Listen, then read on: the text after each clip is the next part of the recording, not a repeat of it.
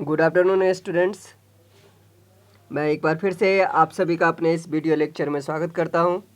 यह है कक्षा 12वीं के अध्याय 2 यानी कि विषय 2 का भाग 2। इसके अंतर्गत आज हम अध्ययन करेंगे 16 महाजनपदों में प्रथम जनपद के बारे में यानी कि मगध के बारे में। मगध बहुत ही ज़्यादा महत्वपूर्ण है, तो इसलिए इस वीडियो को अंत तक अवश्य देखें, एक बार में देखें। पूरी वीडियो देखने के बाद ही आपको का फ़ायदा होगा। तो आइए हम आज की वीडियो शुरू करें। 6ठी शताब्दी से 4थी शताब्दी ईसा पूर्व में, कब से 6ठी शताब्दी से 4थी शताब्दी ईसा पूर्व में मगध, अभी कहाँ है ये, आधुनिक में बिहार है, वही मगध है। ये शक्तिशाली महाजनपद बन गया।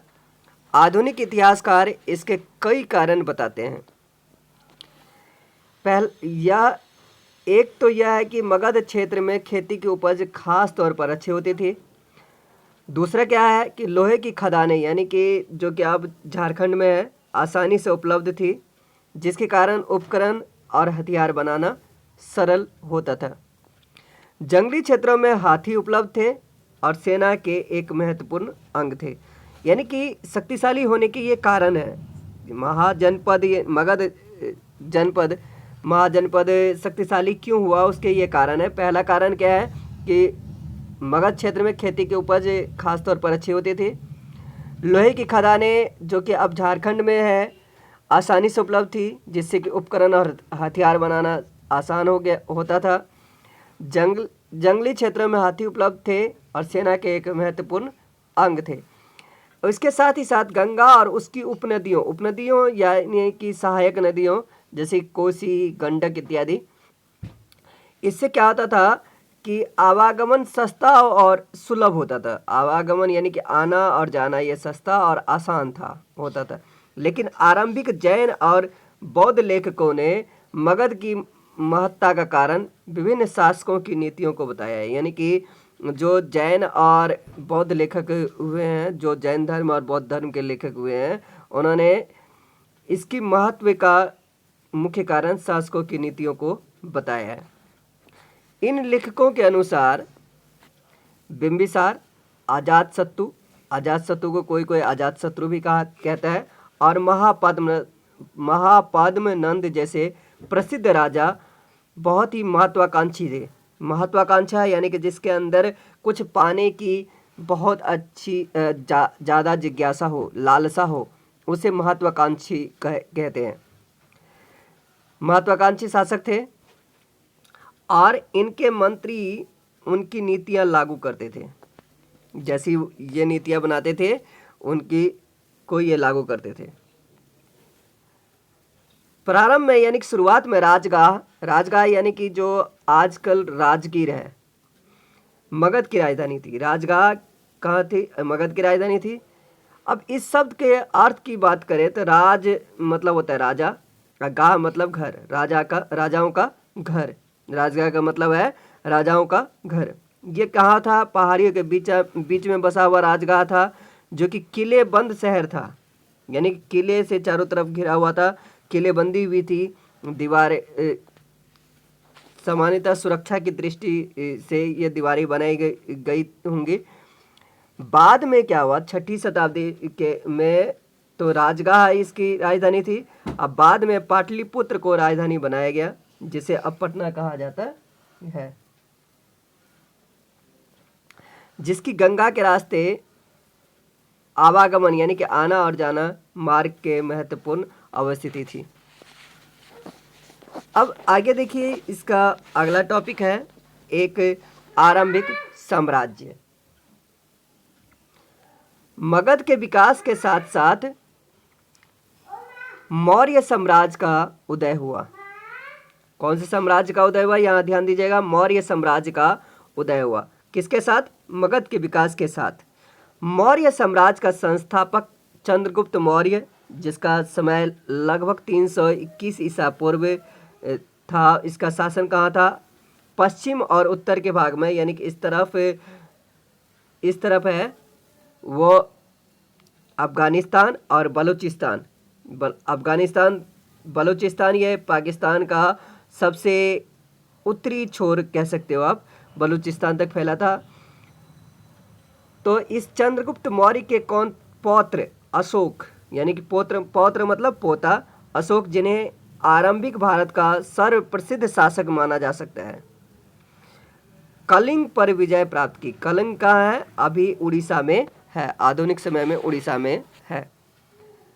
मौर्य वंश के बारे में जानकारी प्राप्त करना, यानी कि मौर्य वंश के बारे में जानकारी हमें कहाँ से प्राप्त होती है उसके बारे में देखते हैं कि मौर्य साम्राज्य के इतिहास की रचना के लिए इतिहासकारों ने विभिन्न प्रकार के स्रोतों का उपयोग किया, अलग अलग सोर्सों का उपयोग किया।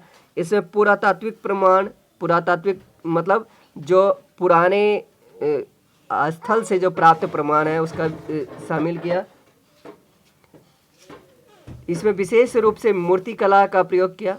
मौर्यकालीन इतिहास के पुनर्निर्माण हेतु, यानी कि फिर से निर्माण के लिए समकालीन रचनाएं, यानी कि उस समय की रचनाएं भी मूल्यवान सिद्ध हुई हैं। जैसे चंद्रगुप्त मौर्य के दरबार में यूनानी राजदूत आया था मेगास्थनीज, इसके द्वारा लिखा गया विवरण। आज इसके कुछ ही अंश उपलब्ध हैं और एक और स्रोत जिसका उपयोग प्रायः किया जाता है वह है अर्थशास्त्र। ऐसा माना जाता है संभवतः इसकी कुछ भागों की रचना कौटिल्य या चाणक्य ने की। इसका दूसरा नाम विष्णुगुप्त भी था, जो चंद्रगुप्त के मंत्री थे। साथ ही मौर्य शासकों का उल्लेख परवर्ती जैन, यानी कि परवर्ती मतलब बाद के जैन और बौद्ध और पौराणिक ग्रंथ, यानी कि पुराणों के द्वारा भी मिलता है। यद्यपि उक्त साक्ष्य, यानी कि जो भी दिया गया साक्ष्य है वो बड़े उपयोगी है, लेकिन पत्थरों और स्तंभों पर लिखे अशोक के अभिलेख प्रायः सबसे मूल्यवान स्रोत माने जाते हैं। अब देखिए जरा हम आगे बढ़ने से पहले यहाँ देख लेते हैं कि अशोक के लेख और भाषाएं और लिपियाँ कौन कौन सी थी। तो अशोक के अधिकांश अभिलेख प्राकृत में हैं, जबकि पश्चिम और उत्तर के भाग से के कोने से जो मिला अभिलेख है उसमें अरामेइक और यूनानी भाषा का प्रयोग किया गया है। प्राकृत के अधिकांश अभिलेख ब्राह्मी लिपि में लिखे गए थे, जबकि पश्चिम और उत्तर के कोने के कुछ अभिलेख खरोष्ठी लिपि में लिखी गई है। अरामेइक और यूनानी लिपियों का प्रयोग अफगानिस्तान में मिले अभिलेखों से किया गया था। अब आगे देखिए, अशोक पहला सम्राट था जिसने अपने अधिकारियों और प्रजा के लिए संदेश प्राकृतिक पत्थरों और पालिश किए हुए स्तंभों पर लिखवाए थे। ध्यान रखिएगा कि अशोक ही पहला ऐसा शासक था जिसने प्राकृतिक पत्थरों, यानी कि जो नेचुरली पत्थर है या फिर पॉलिश किए गए स्तंभ, यानी कि जो बड़े बड़े खंबे थे उस पे उन्होंने क्या किए कि लेख लिखवाए। अशोक ने अपने अभिलेखों के माध्यम से धर्म का प्रचार किया। धर्म यानी कि धर्म से इसका मतलब कहा जाता है बौद्ध धर्म जब इन्होंने अपनाया।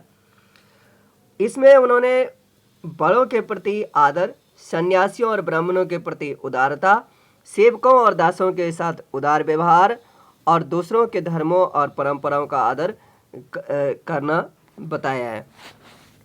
साम्राज्य का प्रशासन।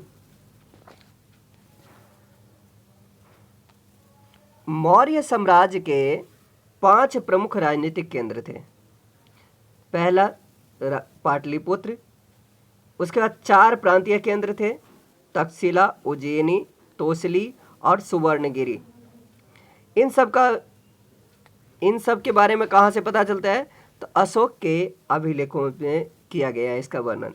यदि हम इन अभिलेखों का परीक्षण करें तो पता चलता है कि आधुनिक पाकिस्तान के पश्चिमोत्तर सीमांत प्रांत से लेकर आंध्र प्रदेश, उड़ीसा और उत्तराखंड तक हर स्थान पर एक जैसे संदेश उत्कीर्ण किए गए थे। उत्कीर्ण मतलब उसको उकेरा गया था।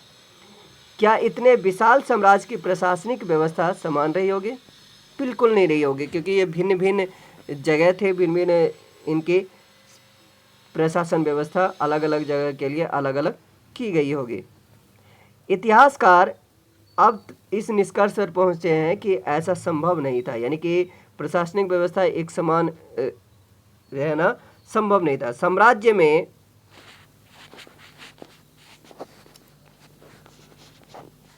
शामिल बड़े विविध और भिन्न भिन्न प्रकार के थे, क्षेत्र जो थे बड़े थे और अलग अलग प्रकार के थे, और उसमें विविधताएं जन बहुत अधिक थी। कहाँ अफगानिस्तान के पहाड़ी क्षेत्र और कहाँ उड़ीसा के तटवर्ती क्षेत्र। यह संभव है कि सबसे प्रबल प्रशासनिक नियंत्रण साम्राज्य की राजधानी तथा उसके आसपास के प्रांतीय केंद्रों पर रहा हो। इन केंद्रों का चयन बड़े ध्यान से किया गया। तक्षशिला और उज्जैनी दोनों लंबी दूरी वाले महत्वपूर्ण व्यापार मार्ग पर स्थित थे, जबकि सुवर्णगिरी, यानी कि जिसको मतलब है सुवर्ण मतलब सोना और गिरी मतलब पहाड़, कर्नाटक में सोने के खदान के लिए उपयोगी था। अब आगे बढ़ने से पहले हम थोड़ा सा ये देख लेते हैं कि अशोक के अभिलेखों के बारे में। ये संकेत देखिए, ये जो लाल रंग का ये ट्रायंगुलर है शेप जहाँ पे दिया हुआ है वो महाशिलालेख है, यानी बहुत बड़े आकार के शिलालेख थे। और ये वर्ग के आकार का जो दिया है वो है लघु शिलालेख, और ये डॉट के द्वारा स्तंभ शिलालेख को दिखाया गया है। तो अब इसको देखिए जरा, ये दक्षिणी भारत में अधिकतर अशोक ने लघु शिलालेख का ही प्रयोग किया है, जिसमें कि गाबी मठ, पालकी गुंडू, जतिंग रामेश्वर, सिद्दीपुर, उदयगोलाम, राजुल, मडगिरी, नित्तूर, ब्रह्मगिरी, इस सब में इन्होंने क्या किया, लघु शिलालेख की स्थापना की। उसके बाद अगर बात करें तो महाशिलालेख की, तो दक्षिण भारत में एक जगह है सन्निति, उसके बाद सोपारा, और गुजरात के गिरनार में भी इन्होंने शिलालेख की स्थापना की। इसके बाद शिशुपालगढ़, जौगढ़ जो कि कलिंग के पास यानी कि अभी वर्तमान उड़ीसा में है, और सांची में तो ये स्तंभ लेख इन्होंने स्थापित किया है। उसके बाद इधर बैराट और भाब्रू में इन्होंने क्या किया है, लघु शिलालेख का उपयोग किया है। जबकि कलसी और इधर जो कि अभी वर्तमान में पाकिस्तान में है कंदहार, वहाँ पर इन्होंने महाशिलालेख का प्रयोग किया है। बाकी जगह ये जो आपका अधिकांश था उत्तर भारत और नेपाल का जो बॉर्डर क्षेत्र है, यहाँ पर इन्होंने स्तंभ लेख का ही प्रयोग किया है, जिसमें कि टोपारा, मेरठ, निगाली सागर, रुमिन देई, रामपुर व रुमिन देई इसमें सबसे ज़्यादा इम्पोर्टेंट है। लोरिया नंदनगढ़, लोरिया अराराज, और सहसराम, सारनाथ, अहरौरा और कौसामी। अशोक के साम्राज्य की राजधानी पाटलिपुत्र थी। तो इस तरीके से इन्होंने कई जगहों पर अपने अभिलेख स्थापित किए।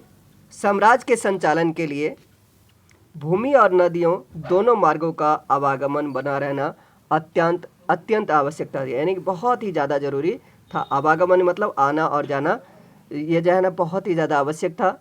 राजधानी से प्रांतों तक जाने में कई सप्ताह या महीनों का समय लगता होगा, क्योंकि एक जगह से दूसरे जगह की दूरी बहुत ज़्यादा थी, तो इसमें बहुत ज़्यादा समय लगता होगा। और जब समय लगता होगा तो यात्रियों के खान पान की व्यवस्था और उनकी सुरक्षा भी करनी पड़ती होगी। यह स्पष्ट मालूम होता है कि सेना सुरक्षा का एक प्रमुख माध्यम रही होगी। मेगास्थनीज ने सैनिक गतिविधियों के संचालन के लिए क्या बताया है कि एक समिति और 6 उप समिति इन्होंने बताया कि थी। इनमें से इनका काम था नौ सेना का संचालन करना, दूसरे का था यातायात और खान पान का संचालन करना, और तीसरे का काम पैदल सैनिकों का संचालन, चौथा अश्वारोहियों और 5वां रथारोहियों का, तथा छठे का काम हाथियों का संचालन करना था। दूसरी उपसमिति का दायित्व विभिन्न प्रकार का था, यानी कि अलग अलग प्रकार का था। उपकरणों के ढोने के लिए बैलगाड़ियों की व्यवस्था, सैनिकों के लिए भोजन और जानवरों के लिए चारे की व्यवस्था करना तथा सैनिकों की देखभाल के लिए सेवकों और शिल्पकारों की नियुक्ति करना था। अशोक ने अपने साम्राज्य को अखंड बनाए रखने का प्रयास किया। अखंड मतलब बिना खंडित किए हुए। ऐसा उन्होंने धम्म के प्रचार के द्वारा किया।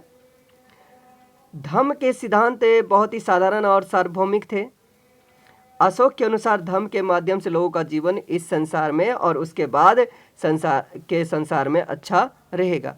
धम्म के प्रचार के लिए धम्म महामात, देखिए धम्म के प्रचार के लिए एक अधिकारी की नियुक्ति उन्होंने की, जिसे धम्म महामात के नाम से जाना जाता था। अब आगे बढ़ने से पहले ये थोड़ा देख लेते सम्राट के अधिकारी क्या क्या कार्य करते थे। ये बॉक्स के अंदर ये सोर्स 1 है। मेगास्थनीज के विवरण का एक अंश दिया गया है। उन्होंने क्या कहते हैं मेगास्थनीज, साम्राज्य के महान अधिकारियों में से कुछ नदियों की देखरेख और भूमि का मापन करते हैं, जैसा कि मिस्र में होता था।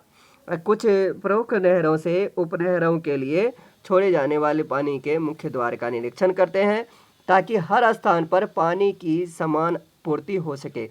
यही अधिकारी शिकारियों का संचालन करते हैं और शिकारियों के कृत्यों यानी कि कामों के आधार पर उन्हें इनाम देते हैं या दंड देते हैं। वे कर वसूली करते हैं और वसूली भूमि से जुड़े सभी व्यवसायों का निरीक्षण करते हैं। साथ ही लकड़हारों, बढ़ई, लकड़हार मतलब जो लकड़ी वगैरह काम करते हैं, मतलब लकड़ी के जलावन इत्यादि काटने का, बढ़ई, लोहार और खननकर्ताओं यानी कि खनन कार्य में जो लगे रहते हैं उनका निरीक्षण करते हैं। ये अब यहाँ पे एक प्रश्न दिया है कि आपकी समझ को जानने के लिए कि विभिन्न व्यावसायिक समूहों के निरीक्षण के लिए इन अधिकारियों को क्यों नियुक्त किया जाता था। तो देखिए इसका नियुक्त करने का एक ये था कि कहीं कोई गड़बड़ी ना हो इससे बचने के लिए, और साथ में राजस्व की व्यवस्था करने के लिए भी इसका उपयोग किया जाता होगा।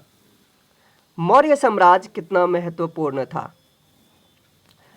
19वीं सदी में जब इतिहासकारों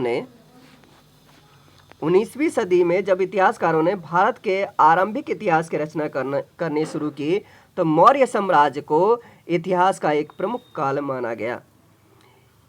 इस समय भारत ब्रिटिश साम्राज्य के अधीन एक औपनिवेशिक देश था। औपनिवेशिक मतलब उसका हम लोग गुलाम थे, वो हमको एक निवेश के तौर पे इस्तेमाल करता था। 19वीं और 20वीं सदी के भारतीय इतिहासकारों को प्राचीन भारत में एक ऐसे साम्राज्य की संभावना बहुत चुनौतीपूर्ण तथा उत्साहवर्धक लगी। उत्साहवर्धक मतलब उत्साह में वृद्धि करने वाले। साथ ही प्रस्तर मतलब पत्थर की मूर्तियों सहित मौर्यकालीन सभी पुरातत्व एक अद्भुत कला के प्रमाण थे। पुरातत्व मतलब पुराना, तत्व मतलब जो भी सामग्री इकट्ठी की गई थी, वो अद्भुत कला के प्रमाण थे जो साम्राज्य की पहचान माने जाते हैं। इतिहासकारों को लगा कि अभिलेखों पर लिखे संदेश अन्य शासकों के अभिलेखों से भिन्न मतलब अलग हैं। इसमें उन्हें यह लगा कि अन्य राजाओं की अपेक्षा अशोक एक बहुत शक्तिशाली और परिश्रमी शासक थे।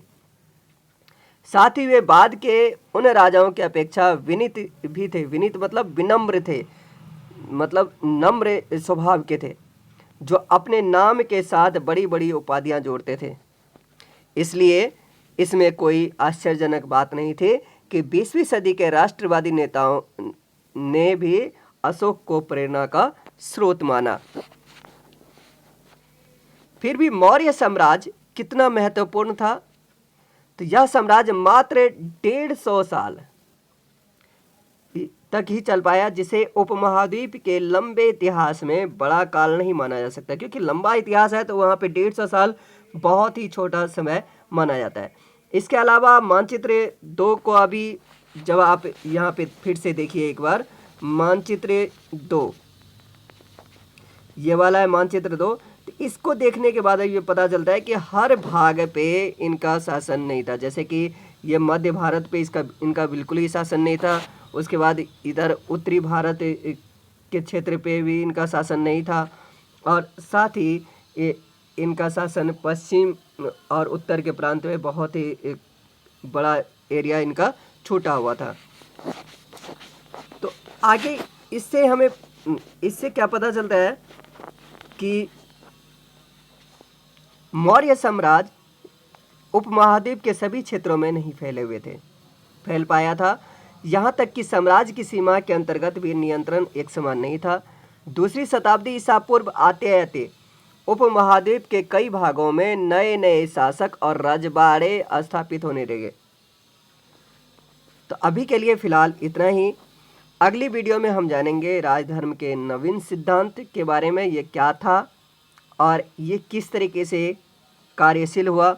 अभी के लिए नमस्कार, शुक्रिया।